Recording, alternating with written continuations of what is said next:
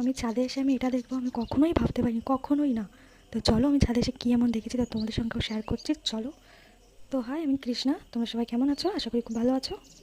আমার ছাদ বাগানে 1 বছর পর এটা হয়েছে, আমি তো ভাবতেই পারছি না। তো কী হয়েছে কি না হয়েছে তোমাদের সঙ্গে শেয়ার করছি, চলো ভিডিওটা কন্টিনিউ করি। আর যদি ভিডিওটা ভালো লাগে তাহলে অবশ্যই সাবস্ক্রাইব অ্যান্ড লাইক করে দিও।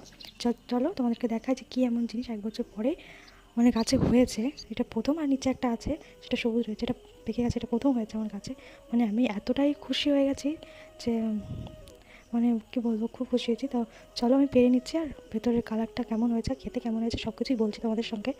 তো চলো। আর ড্রাগন ফলটা কতটা বড় জাস্ট দেখো, আমার হাতের থেকেও বড়।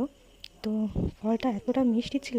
অনেকে বলে যে ড্রাগন ফলটা অনেক মানে মিষ্টি হয় না, পানসা মতন হয়, কিন্তু এই ড্রাগন ফলটা এত মিষ্টি, এত মিষ্টি। আমার মানে খাচ্ছি, তোমরা দেখতেই পাচ্ছ এত মিষ্টি, জাস্ট ওয়াও ওয়াও, মানে অসাধারণ।